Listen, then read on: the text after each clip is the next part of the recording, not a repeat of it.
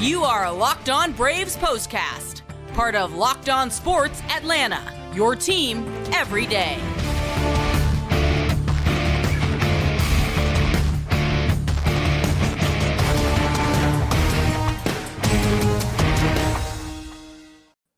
And hello and welcome into the Braves POSTCAST, part of the all-new Locked On Sports Atlanta. Grant McAuley, Jake Mastroianni with you after a very profitable game for the Braves.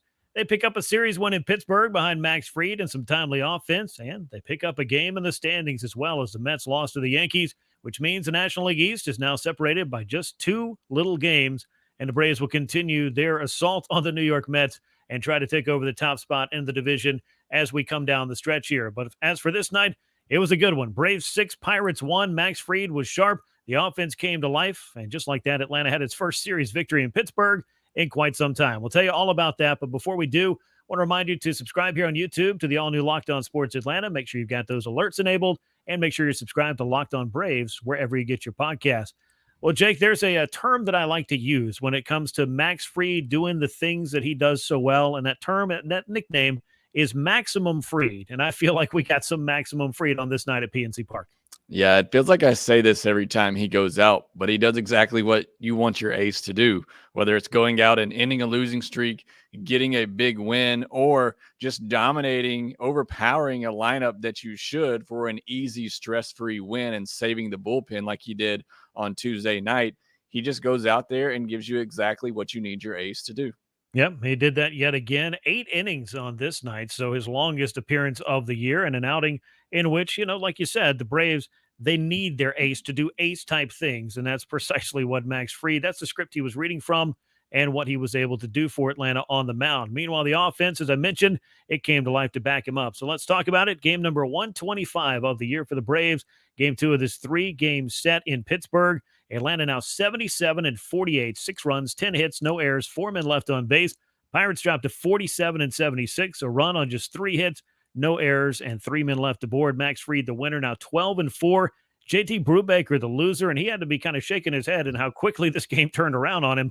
3-11 now on the year, no save in a game that lasted just 2 hours and 15 minutes, and a crowd of 13,367 paid to see it. And they got to see, as I mentioned, a premium pitching performance from Max Fried. And 8 innings of 3-hit ball. He allowed 1 home run. Is the only run he allowed was on a solo shot. Only 1 walk and 7 strikeouts for him. And pitching 8 solid innings, Jake. I mean, this is the kind of performance that Max Fried has been known for, and the kind of performance the Braves are going to need from him every 5th day down the stretch here, regardless of the lineup he's facing. And it doesn't seem like it's mattered what lineup he's facing lately. Yeah, no, I mean, this is a great performance by a great pitcher, somebody who I think should be in the NL Cy Young discussion. Mm-hmm. But, I mean, he retired 20 of the first 21 batters he faced. Like I said, I mean, I know it's not easy, but he went out there and just made it look easy. You almost had to take a step back when he gave up the home run to Chavis. Where did that come from in all of this? But really just kind of cruised through this lineup. Was hoping he would get that complete game. Braves still don't have one this year, but he definitely kind of tired out in that 8th inning a little bit, walked the leadoff batter on 4 pitches. But through those first 6+ innings, I mean, he had no hit, perfect game type stuff, getting that weak contact like he always does, an 84.3 mile per hour average exit velocity against 14 swings and misses and 14 called strikes, just very efficient, getting ahead in the zone, being that dominant pitcher that we know he is.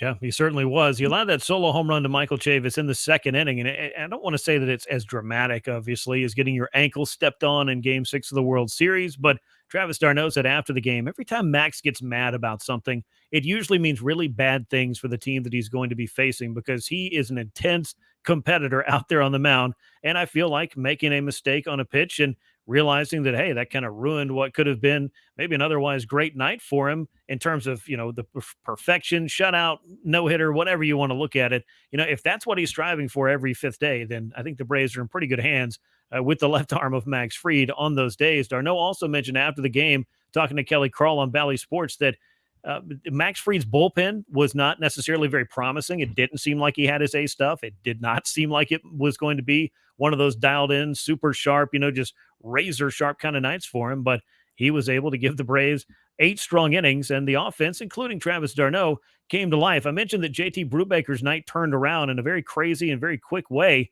This guy threw 20 pitches in the fifth inning. Doesn't sound like he labored too hard. The Braves batted around and scored 5 times, with the first 6 men in the inning picking up a base hit. Jake, as far as quirky, weird statistical anomalies, I would say batting around on 20 pitches and taking a nice big lead is something I have not seen very often. Yeah, I tweeted it out. Only the Braves can bat around, score 5 runs, and make the opposing pitcher only throw 20 pitches. But that's their style. I mean, they're going to be aggressive early in the counts and hunt pitches. And when it works, as it did in that fifth inning, then that's when you see the Braves pile up big numbers. But four 1 pitch at bats in that inning certainly helps benefit that, and a couple of 2 pitch at bats as well. But either way, they come through, get it done. And like you said, it happened in the blink of an eye. And that's what this offense can do to you. And look, didn't have a lot of opportunities in this game, didn't have a lot of opportunities in Monday's game. But when they had those opportunities, they came through on this night. And that's all, at the end of the day, that really matters. 4 for 7 with runners in scoring position sounds great. But again, a lot of that work came in 1 inning. So again, this is kind of what that Braves offense does. They can be kind of just slowly going along and then all of a sudden, burst with a big crooked number. That's what we've seen a lot from this team. Yeah, I think the old wrestling term is quicker than a hiccup. That's exactly how that fifth inning went for JT Brubaker. And he probably wasn't even on the mound for altogether that long, maybe 5, 6, 7 minutes. I wasn't running a stopwatch, but if you've only thrown 20 pitches, you're kind of wondering what exactly is going on, because just about the time you get it back and throw it again, somebody was putting the ball in play. And on this day, the Braves offense put the ball in play quite a bit in that fifth inning and piling up those runs. And it was a great performance by them. We'll talk a little bit more about the Braves offense. But before we do, I want to remind you that Coffee AM is the official sponsor of the Braves Postcast. Coffee AM is an Atlanta-based small batch coffee roaster. If you go to coffeeam.com/lockedon today, you can take a full look at their full menu of coffees, teas, and gift sets. That's coffeeam.com/lockedon. Make sure you use the coupon code LOCKEDON for 15% off your order. Coffee AM, the best small batch coffee roaster in America. As far as the Braves' batches of runs in this game, that 5-run fifth, you mentioned, the home run by Travis d'Arnaud is what got it started. That tied this game up. Then just a whole bunch of early in the at-bat hits for this Braves club. And in this game, as far as big top performers or the things that jump out in the box score, how about Vaughn Grissom? 3 more hits in this one. That's a career high. Knocked in a run, scored a run. That's 14 runs in 14 games for him. And oh, by the way, he's hitting well over 400 now, Jake. And this sample size is growing larger by the day. This Vaughn Grissom kid is the real deal. Yeah, we're like you said, 14 games in now, so over a couple of weeks with Vaughn Grissom, and he hasn't really slowed down yet. And I don't want to look too far ahead, but nobody has ever had 3 rookies win Rookie of the Month in 3 consecutive months. People have done it with 3 different players throughout a year, and Vaughn Grissom does it this month, and he's certainly on his way, although he has some stiff competition within his own team. Braves will be the first team to ever do it in consecutive months with 3 different players. So look what he's doing right now. It's just really incredible. He's having fun. He's playing loose, a lot of energy, as he and Michael Harris both are. It seems like when Grissom came up, it kind of elevated the play of Michael Harris as well, who's having a good month. So I think those two just having a lot of fun. And I just love the at-bats from Grissom. He can battle there with you. He was tied for the longest at bat in that 5th inning for 5 pitches, just showing you how quick a lot of those at bats were. But I love everything that you see from him coming up. He played second base before, but obviously, a pretty new position for him. And I thought he's played pretty solid over there as well. So you can't say enough good things about what he's done for this team since coming up. Yeah, and let's just put him up there with Michael Harris in terms of pivotal times this year that the Braves have needed a little bit of consistency or a little bit of a jolt as far as the offense is concerned. Michael Harris gave it to him in the early part of June as he hit the ground running after his call-up in late May. And now Vaughn Grissom, the Braves had just lost 4 out of 5 to the Mets up at Citi Field not too long ago. And Vaughn Grissom came up a couple of days later and hit the ground running, that big home run at Fenway Park, and has been locking down second base and will be until Ozzie Albies gets back. The good news is Ozzie Albies has traveled with the team. He continues to ramp up his baseball activities, but until he goes out on that rehab assignment, you don't know exactly when he's going to get back. But this is the best possible problem that the Braves can have, is how do we get at bats for all of the guys that we need to? And with Ozzie Albies back, that upgrades your defense on the infield. Maybe Vaughn Grissom still gets a handful of starts here or there. You could DH Ozzie Albies. You could DH Vaughn Grissom as well. You could also give Dansby Swanson a day at shortstop if you needed to, though down the stretch, I don't know that there'll be too much of that. And the same thing goes at third base. So Grissom's versatility, I think, is going to help out. I don't know what his long-term position with the club is, but I can tell you this. He is a building block for this team, and he appears to be here to stay. And hopefully for the Braves, he'll be part of this young core that Atlanta has built, continuing to do the things that it's done together over the last few years, moving into the future. Vaughn Grissom is that kind of talent. So with that aside, as we look inside that fifth inning, it was a Travis d'Arnaud home run that got things started. Grissom's RBI single. Robbie Grossman had an RBI single. Dansby Swanson grounded into a force out. A run was scored there as the Pirates were not able to turn a double play. That was a little bit of a mess of a play. And then Austin Riley delivered a sacrifice fly to wrap up that inning and a single to knock in another run in the seventh inning. And that is how the Braves scored their 6 runs, 5 of them coming in that fifth inning. Travis d'Arnaud and William Contreras, meanwhile, we've talked about these guys time and again, and for good reason. The Braves have the best catching duo, offensively speaking, in all of baseball. These two guys have hit 27 home runs combined, and Braves catchers, I had to look this up, they lead Major League Baseball in RBI at that position, 17.7 at-bats per home runs, and leading in home runs, you'd think so, 838 OPS, and also 125 hits. That is tied for the most by the catching position for any of the 30 clubs in baseball.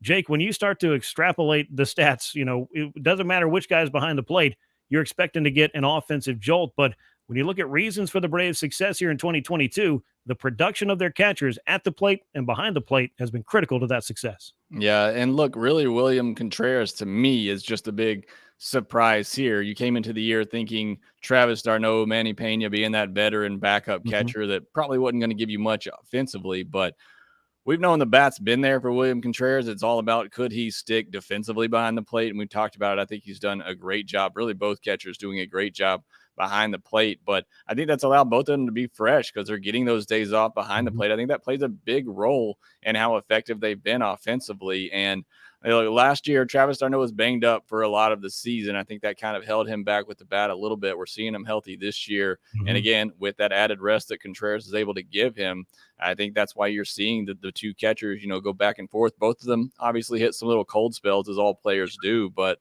for the most part, yeah, I mean, when they're in the lineup, you're expecting them to come through with a hit or two each and every night.